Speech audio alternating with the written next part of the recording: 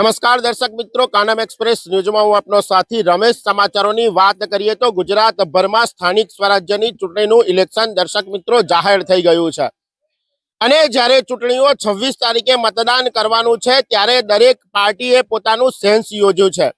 Bharatiya Janata party હોય, કોંગ્રેસ હોય કે આમ આદમી પાર્ટી હોય, દરેકે પોતપોતાના ઉમેદવારો જેને કહી શકાય કે પસંદ કર્યા છે। જંબુસર નગરપાલિકાની 28 બેઠકો, જંબુસર તાલુકા પંચાયતની 22 બેઠકો અને ભરૂચ જિલ્લા પંચાયતની બેઠકોની જો વાત કરીએ તો 4 બેઠકો જંબુસર તાલુકા વિસ્તારમાં આવે છે। કોંગ્રેસ પાર્ટીએ પણ પોતાની રીતે પોતાનું સેન્સ યોજી અને દાવેદારોના ફોર્મ સ્વીકારી લીધા છે। એ જ રીતે ભારતીય જનતા પાર્ટીએ પણ પોતાનું સેન્સ યોજી અને જેને કહી શકાય કે પોતાના દાવેદારી ફોર્મ લીધા છે। ત્યારે ચૂંટણીની પડઘમ વાગી રહ્યા છે, ચૂંટણીની શરૂઆત થઈ ગઈ છે। ત્યારે જેને કહી શકાય કે 36 તારીખથી આ ફોર્મ ભરવાની શરૂઆત થઈ ગઈ છે અને 6 તારીખે ફોર્મ ભરવાની શરૂઆત થતા નગરપાલિકાના 46 ફોર્મ, તાલુકા પંચાયતની સીટોના 37 અને જિલ્લા પંચાયતની બેઠકોના 11 ફોર્મનું વિતરણ થઈ ગયું છે। ત્યારે ચૂંટણી ઈચ્છુક ઉમેદવારોએ જે દાવેદારી કરી છે દરેક તાલુકા પંચાયત અને જિલ્લા પંચાયત પર, ત્યારે દાવેદારી કરનાર ઉમેદવારો જે છે એમની ઉત્સુકતા વધી રહી છે। દાવેદારોમાં કંઈક ઉચાટ જોવા મળી રહ્યો છે, કારણ કે દરેક પાર્ટીએ કોંગ્રેસ કે ભાજપે સેન્સ યોજી છે, પરંતુ હજુ સત્તાવાર ઉમેદવારોના નામ જાહેર કર્યા નથી।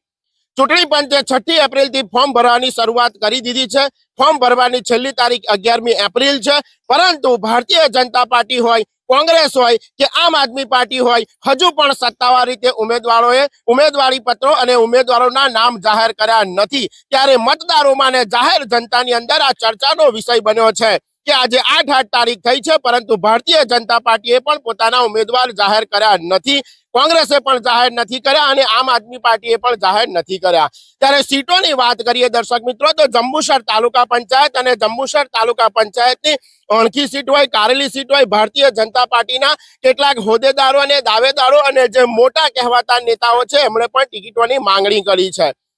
ત્યારે લોક ચર્ચા એવી વ્યાપી છે કે જો આયાતી ઉમેદવારોને આ તાલુકા પંચાયત કે જિલ્લા પંચાયતની સીટો પર જો ઉમેદવારી પત્ર આપી અને જો પાર્ટીઓ જેને કહી શકાય કે આયાતી ઉમેદવારોને ટિકિટ આપશે તો લોકોનો એવો પણ મત છે કે અમે અમુક પાર્ટીને વોટ નહીં આપીશું, એવા પ્રકારની ભીતિ સેવાઈ રહી છે। એ વેળચ બેઠક હોય, ઉબેડ બેઠક હોય કે કાળેલી બેઠક હોય કે ઉચ્છદ બેઠક હોય। ત્યારે જિલ્લા પંચાયતની બેઠકોની વાત કરીએ તો કાન્હવા જિલ્લા પંચાયત પર અનુસૂચિત જાતિની સીટ હોય। આ વખતે લગભગ વધારેમાં વધારે ઉમેદવારો 12 ઉમેદવારોએ દાવેદારી નોંધાવી છે। ત્યારે આ કાવી જિલ્લા પંચાયત, વેળચ જિલ્લા પંચાયત, કાન્હવા અને દેવલા આવી અનેક સીટો પર લોકોની ઉત્સુકતા જોવા મળી રહી છે કે પાર્ટી ક્યારે પોતાના નામો બહાર પાડશે। હજુ કોંગ્રેસે પણ બહાર નથી પાડ્યા, ભાજપે પણ બહાર નથી પાડ્યા। ત્યારે જોવું એ જ રહ્યું કે આ ભારતીય જનતા પાર્ટી દ્વારા કેવા પ્રકારના સમીકરણો અપનાવવામાં આવે છે।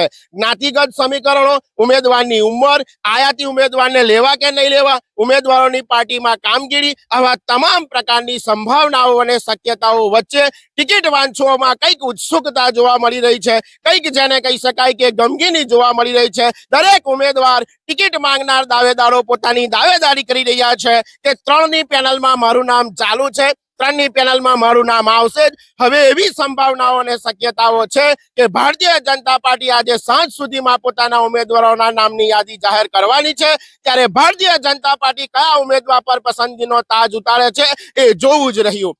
કોંગ્રેસે પણ પોતાના ઉમેદવારો ઉતાર્યા છે, આમ આદમી પાર્ટીએ પણ ઉમેદવારો ઉતાર્યા છે, પરંતુ ત્રણ પક્ષો જાણે ભારતીય જનતા પાર્ટીના નામ જાહેર કરવાની યાદ કરી રહ્યા હોય, વાટ જોઈ રહ્યા હોય એ રીતે આમ આદમી પાર્ટી કે કોંગ્રેસ પણ પોતાના ઉમેદવારોના નામ જાહેર નથી કરતી અને ભારતીય જનતા પાર્ટી પણ જાણે કોંગ્રેસ પોતાના ઉમેદવારોના નામ જાહેર કરે, આમ આદમી પાર્ટી નામ જાહેર કરે, ત્યાર પછી નામ જાહેર કરીશું, એવા પ્રકારની ભીતિ સેવાઈ રહી હોય એવું ભાસી રહ્યું છે। કારણ કે ઉમેદવારી પત્ર ભરવાની છેલ્લી 11મી તારીખ છે, આજે 8 તારીખ થઈ ગઈ છે। એટલે પક્ષોમાં કંઈક એવું છે કે જો મનગમતા ઉમેદવારો જે દાવેદારો છે અને એમને જો ટિકિટ નહીં આપવામાં આવે અને કંઈક ઉમેદવારોમાં કચવાટ જોવા મળે, અસંતુષ્ટ જોવા મળે અને ઉમેદવારો અપક્ષમાં કે બીજા પક્ષમાં બળવો કરીને ફોર્મ ના ભરી શકે, એટલા માટે આ પાર્ટીઓ નામ જાહેર નથી કરતી, એવા પ્રકારની ભીતિ લોકોમાં સેવાઈ રહી છે। દર્શક મિત્રો, થોડા જ દિવસોની અંદર આ ટિકિટ વાંચુ ઉમેદવારોના નામ જાહેર થવાના છે।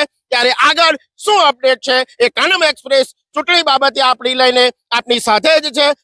કાનમ એક્સપ્રેસ ન્યૂઝ જાહેર જનતાને અપીલ કરી રહ્યું છે દર્શક મિત્રો કે જ્યારે આ ઉમેદવારો જે ભરાયા છે, ચૂંટણી ઈચ્છુક ઉમેદવારો છે અને કોઈ પણ પક્ષ હજુ મગનું નામ મળી નથી પાડી રહ્યો, ત્યારે ટિકિટ વાંચવામાં ઉત્સુકતા છે, પરંતુ જાહેર જનતાને કાનમ એક્સપ્રેસ ન્યૂઝ વિનંતી કરી રહ્યું છે કે આપણને જો કદાચ ખબર હોય કે આ ઉમેદવારને આ પક્ષ આ ટિકિટ આપવાનો છે તો આપ કાનમ એક્સપ્રેસ ન્યૂઝના કોમેન્ટ બોક્સમાં કોમેન્ટ કરી અને અમને જણાવી શકો છો. કાનમ એક્સપ્રેસ ન્યૂઝ આપની સમસ્યાઓ, આપની વાચા, આપના પ્રશ્નો અને સ્થાનિક સ્વરાજ્યના મુદ્દાઓ લઈને આપની સાથે જ છે. જોતા રહો કાનમ એક્સપ્રેસ ન્યૂઝ જંબુસર. રમેશ પરમાર.